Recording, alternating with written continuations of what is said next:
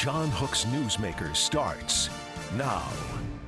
Thanks for joining us on Newsmaker. On October 7th, 2023, thousands of young people were enjoying the Nova Music Festival in Israel when in a moment the celebratory atmosphere was shattered by a scene of horror. 411 people were murdered that day by Hamas terrorists. 43 others were taken hostage.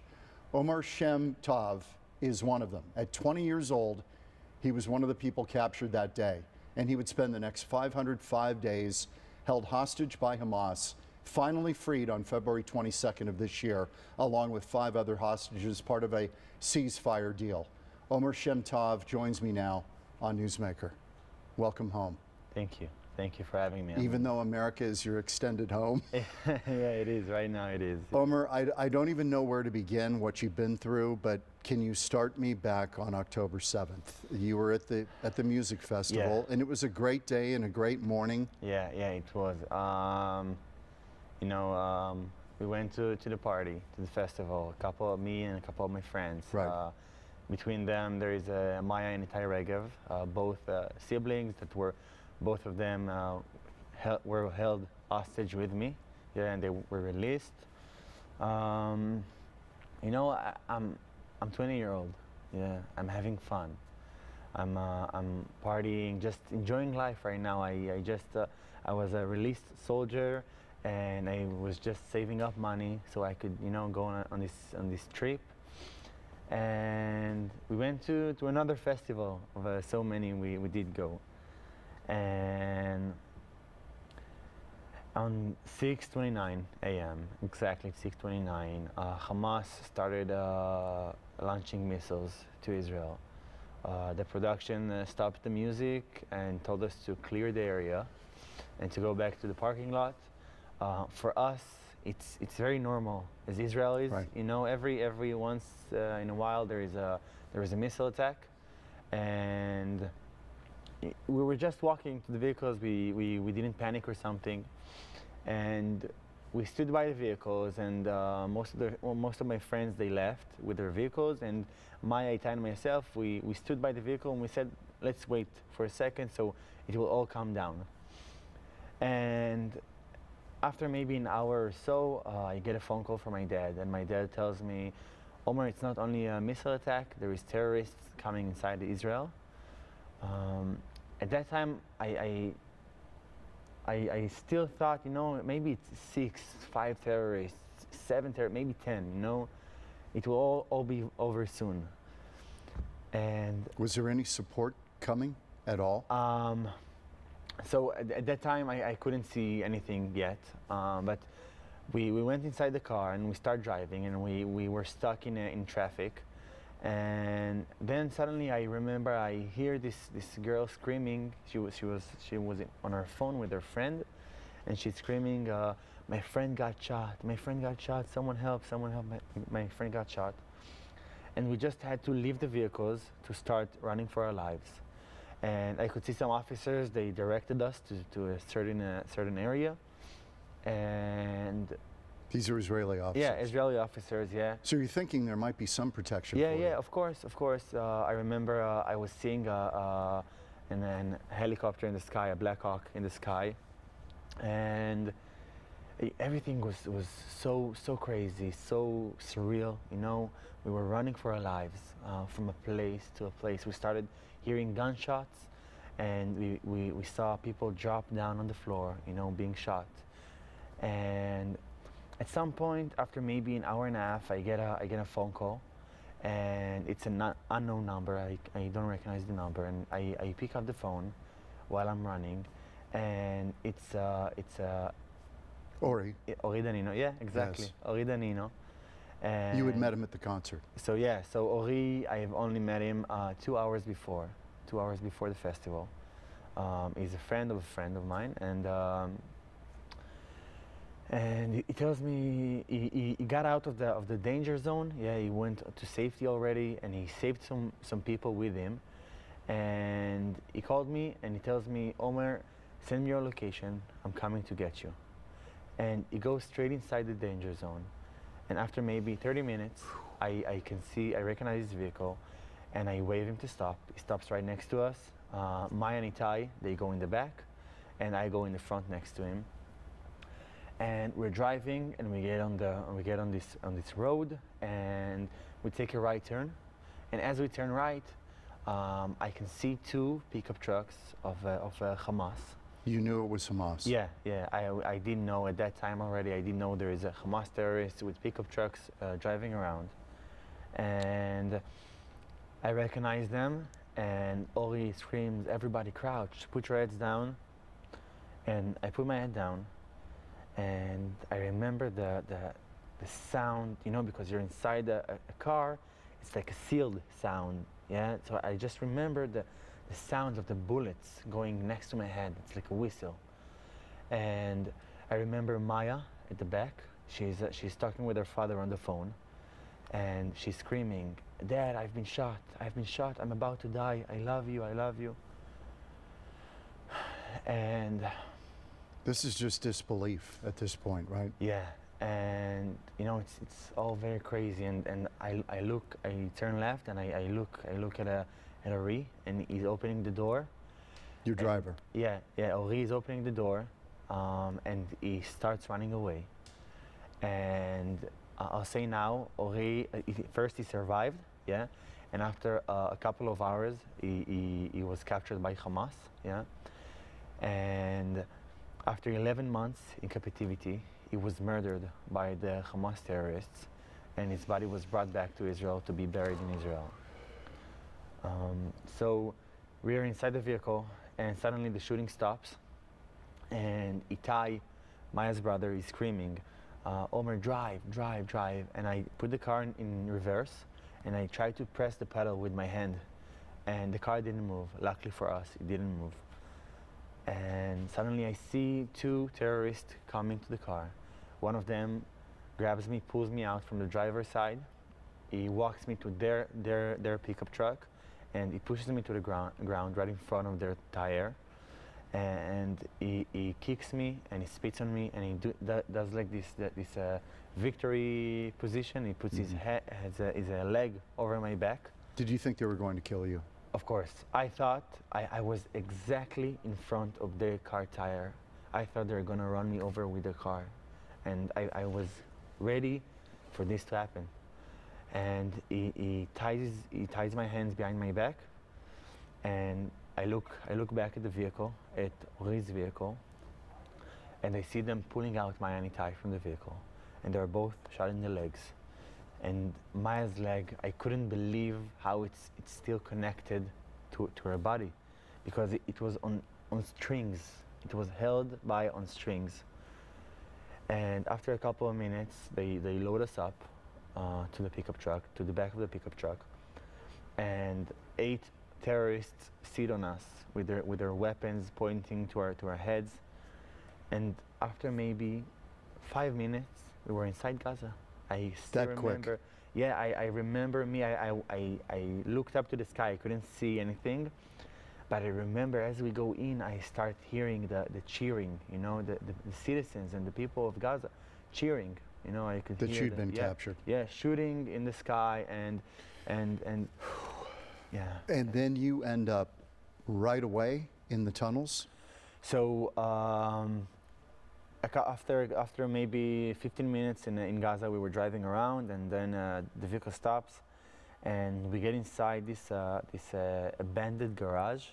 Inside this garage, there is a hole in the floor, and I go down first, and then Maya and Itai, we were held there for maybe 20 minutes, and right after they took us out again, and I remember me exiting to this house, yeah, a living room, yellow couches. There is a chandelier hanging from the ceiling. Yeah, a house, a living room. And from there they took us to another house, and we just, you know, this is the beginning of the first 53 days that I was held. Did you think at any point in that day that you would make it out alive? Wow. Early on, did you think this is not going to end well? You know, while I was inside, this is like a backstory, yeah. In Judaism, we have this thing, it's called the Kabbalah, yeah. And in the Kotel in Israel, or in maybe graves of holy rabbis, they give you this red string. Yes. It's for good luck, yeah. And I got it as a tattoo right now. It's a tattoo? Yeah, right now it's Your a tattoo. grandmother gave you that? Yeah, my grandmother, she gave it to me. And this string normally it lasts for maybe a month and a half, maybe 2 months. And this string lasted on my wrist for three and a half years, yeah. And on the 6th of October afternoon, the string ripped. One day before. Yeah. And I took the string and I tied it around, I had this small bag, I tied it around my bag. And when we were inside the car, I held the string in my hand and I prayed to God so it will save me. And thank God, nothing, I didn't get shot or anything. We're going to take a break here on Newsmaker. When we come back, Omer will share with us the time in the tunnels, time in captivity, what happened there, when we return on Newsmaker.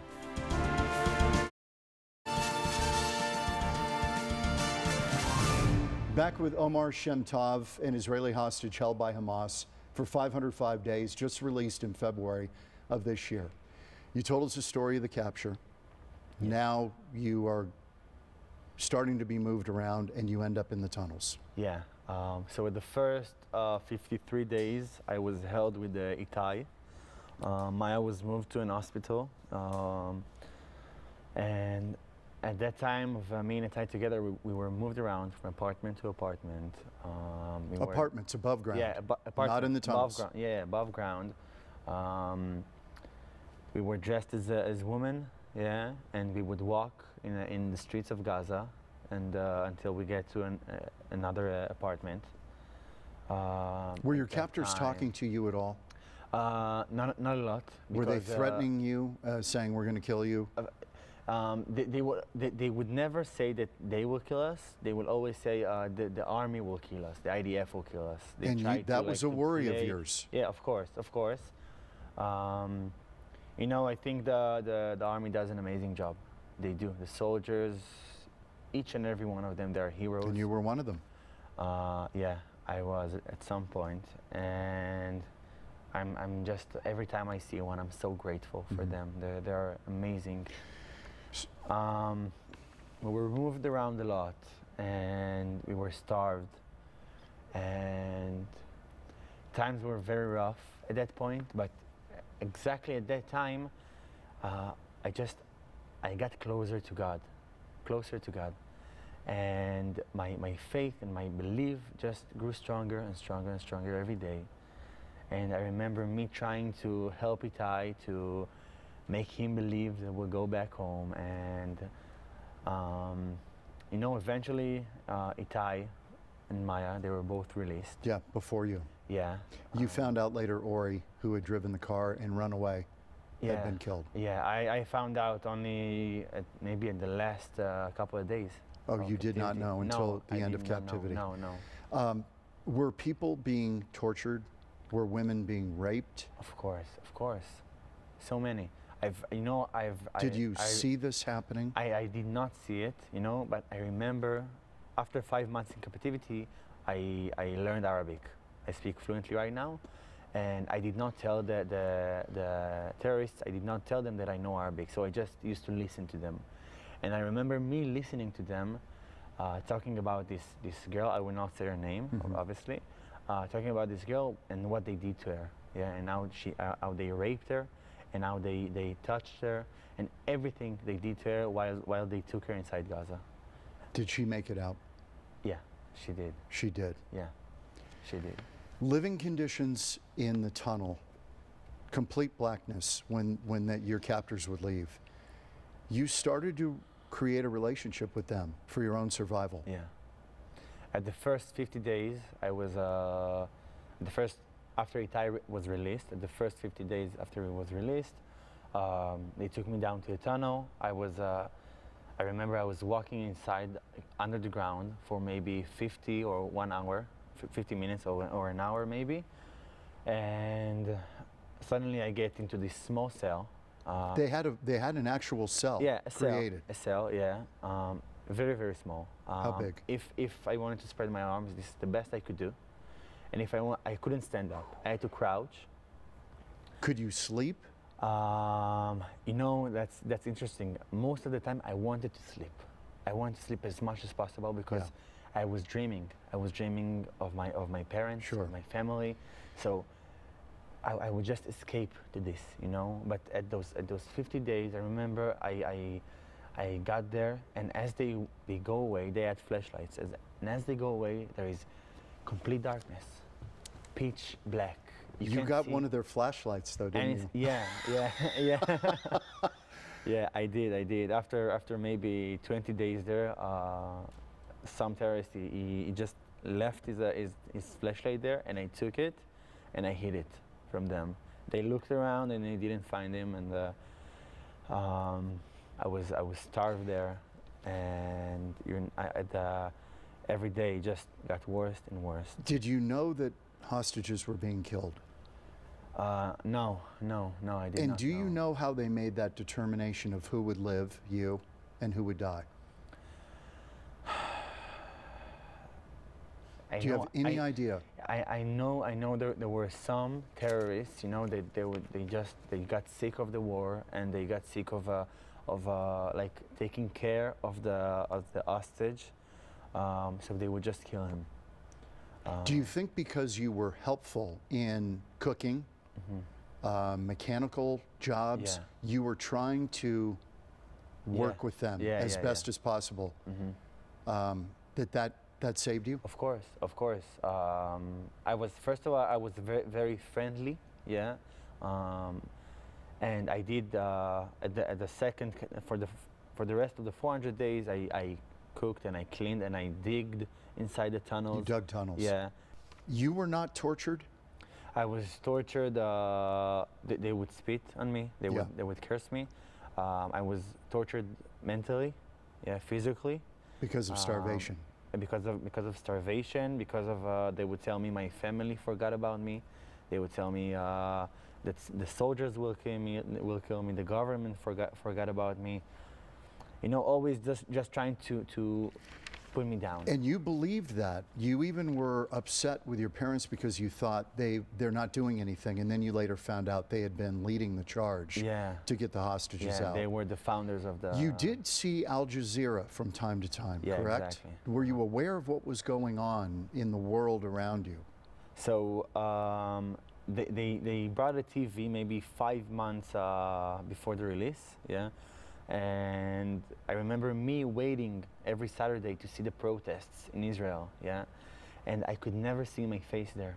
On the signs. On the signs, My parents, they did it for a reason, There was, everything they did was very calculated, and they did it for a reason, but I had dreams at night, that I'm going back home, and I'm yelling at my parents. I'm telling them, why didn't you fight for me? Where were you? Were you aware, Omer, of the date and time? Did you have any idea how long you'd been held? Sometimes, at first I counted days, and then maybe sometimes I used to hear them talking about the day and the date, so I would... I'm curious about your concern about Israeli forces harming you. And your captors told you this too, that would happen. Yeah. You heard at one point Israeli soldiers' voices through a ventilation shaft. Yeah. Did you welcome it, or were you like, oh no? I was very scared. I was. Like I've said before, the army is doing an amazing job, and every soldier is a hero. But for an hostage, while the army is in the area, it makes life very difficult. Very, very, very difficult. As I was reading about your story, they were talking about the election, your captors. Yeah, they were, of course. They were. Did they fear Donald Trump? They did fear Donald Trump. They wanted Kamala to be elected. But as Donald Trump was elected, they could see he wants the hostages to be brought back home and make a ceasefire and end the war. So as he got elected, the conditions changed immediately for the better. You were treated better. Yeah, more food, more water. Yeah. Their demeanor changed. They treated you better. Yeah. What do you think was the worst moment, the darkest moment where, I mean, did you ever think about taking your own life? I don't even know how that would have been possible. Never, never, never. I've never thought about taking my own life. I always had faith that I'll go back home. Always, I always believed it. I was so thankful to God that my family is safe, yeah. And you know, every morning I used to get up and say, we say in Judaism, in Hebrew, we say Modani. So we say thank you for bringing the soul back to our body. So I would say thank you for that. I have life, you know. I can breathe, and I have, maybe it's a bit of food, but I have some food on my plate, and I have the air in my lungs. My family is safe, so everything is okay. Someday I'll be released. I knew that. I believe that with all my heart. Do you worry about the situation right now with Israel and Iran and how that could complicate the hostages that you've pretty much dedicated your life now to getting the 53 hostages out, 20 of whom we believe are alive, but everyone you believe, of course, needs to be returned home. Everyone. Do you worry about these complications now? You know, the situation right now in Israel, it's pretty rough. But now there is still 53 hostages that they are over there without shelters, without food, in hell conditions. I believe that Trump, he was chosen for a reason. Mr. President was chosen for a reason, and it could really help with Iran and with the hostages. I can really believe that he can bring them back home. After your release on February 22nd, you were released with 5 others, part of a ceasefire deal. Mm-hmm. Can you describe that moment when you finally realized, yes, I am out? Wow, yeah, it's I can never forget it. You know, it's I remember me. I was handed to the Red Cross, and we were driving on our way to IDF safe zone inside of Gaza. And as we get closer, I see tanks and soldiers popping out of the tanks and waving us. And I remember me getting into the safe zone. The doors of the vehicle, they open them. I get out. I look at the sky. I look at the soldiers. I look around. I'm shocked. I look down and I see this officer. Her name is Daria, and Daria tells me, "Omer, welcome home. You're safe now. Everything is okay. It's okay. Soon you'll see your parents again." And I look at Daria and I tell her, "Can I please hug you?" You know, after 505 days, you need a bit of love. And after that, we got inside Israel, and I got to this room. There, I sat on this couch. I sat on the edge of the couch. And they tell me my parents are on the way, and I look exactly at the door, and there is like this bit of the door was a bit open, and every person that goes by, I'm ready to jump on him. And then the doors open, and I see my parents, and we just run up to each other, and we hug, and we cry, and you know, it's this feeling of pure happiness. Omer, finally, what did you learn from this experience? Wow, I learned a lot about God and my strength and what I'm capable of. Did it change you in some way for the better? Yeah, it did. That's interesting. I believe it did. I believe it did. You know, I didn't wish for it to happen again. But like I've said, I believe I'm on this path for a reason. God put me on this path for a reason. And me going there and coming out, there's something I need to do about it, you know. And I believe it gave me strength, and it made me a lot more stronger and a lot. I'm more focused. I'm thinking a lot more straighter right now, and I believe it's for a reason. It's for we're glad you're here and back. Thank you so much. Omer Shem Tov, an absolute honor to meet you, and welcome home. Thank you so much for having me. Thank you. Thanks for joining us on Newsmaker. We're back in just a moment.